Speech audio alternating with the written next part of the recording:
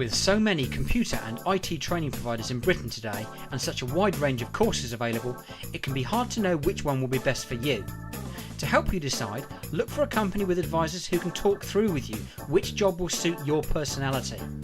You need somebody who can give you an understanding of the actual job itself, so you can be sure that you choose the right course to get you into that job. You can choose from user skills training, like the Microsoft Office packages for instance, or even specialise and become an IT professional.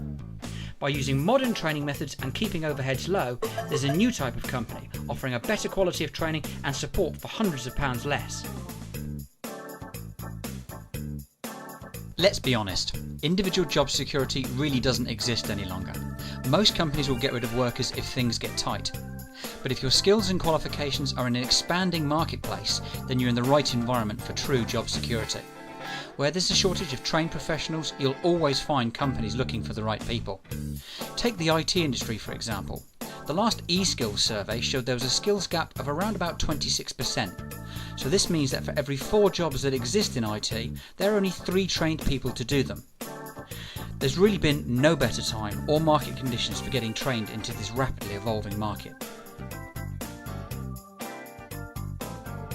Students who are looking to get a career in IT very often have no idea which path they should take or what area to get qualified in. After all, if you've got no experience in the IT market, how can you possibly expect to know what somebody actually does day to day, let alone of course decide on which training route is going to be the most appropriate one to get you there.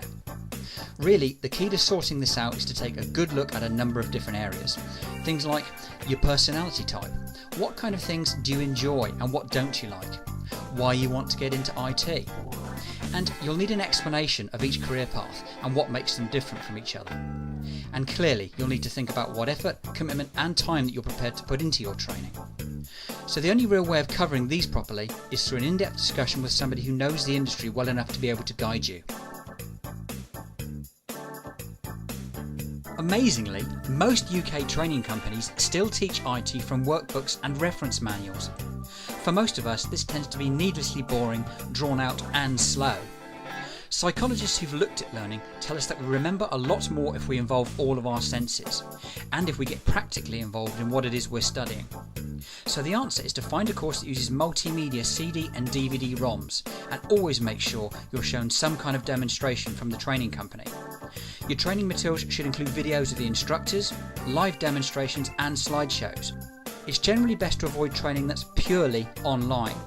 You want actual physical CD or DVD ROM course materials so that you can use them whenever and wherever you want, and you're not totally reliant on your broadband connection.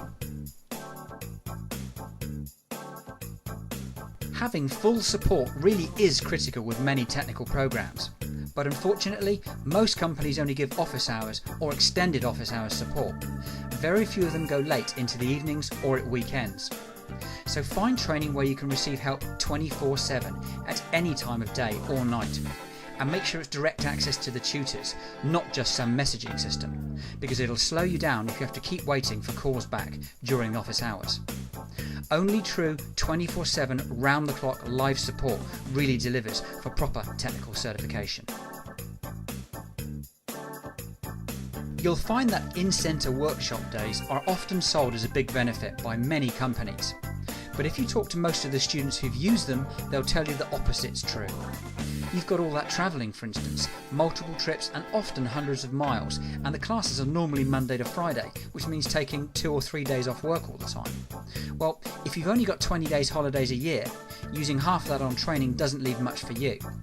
And don't forget the extra costs of travelling and accommodation either. Sometimes this runs into hundreds and even thousands of pounds extra. And maybe you'd like to work at your own pace, or maybe you want to keep your training private so there aren't any repercussions at work. And how do you honestly feel about asking questions in a class full of other people? All these reasons and more are why it's much simpler to watch and learn from pre-filmed classes, taking them when it's convenient for you and not someone else. You can redo the modules as many times as you want, and there's no need to take notes because you've already got the lesson. Quite simply, you'll save time, hassle and money.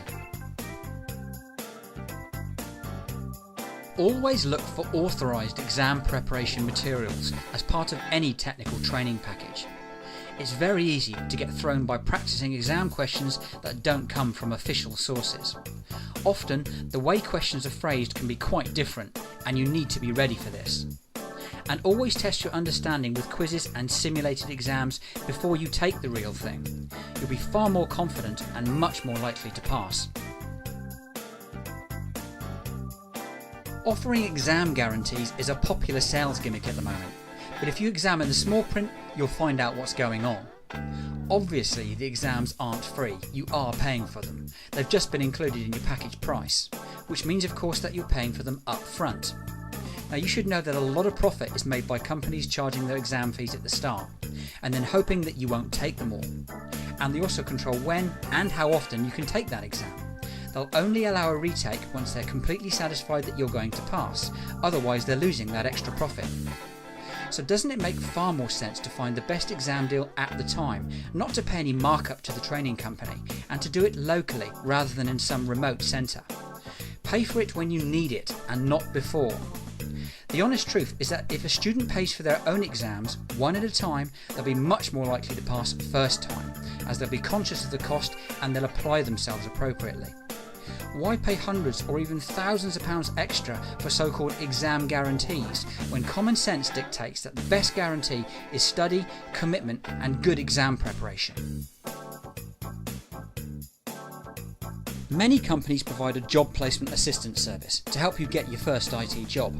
But often too much is made of this, as it's really not that difficult for any motivated and trained person to get a junior role in the IT industry, as there's such a shortage of trained staff.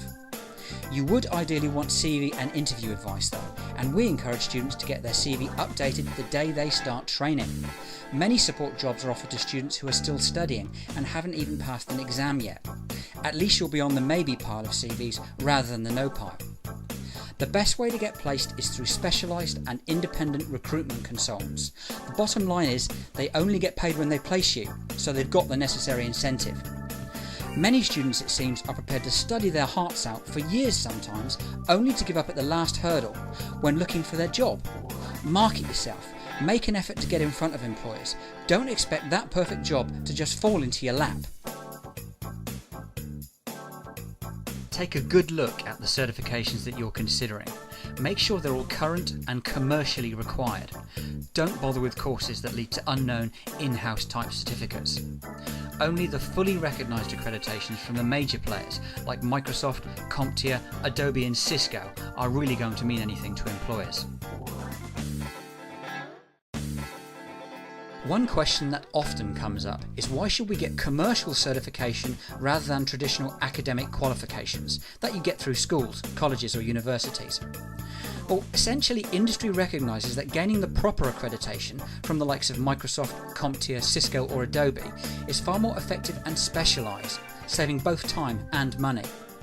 Commercial certification concentrates on the actual skills that are required, together with an appropriate level of background knowledge, rather than going into the depths of background detail that academic courses can often get bogged down in.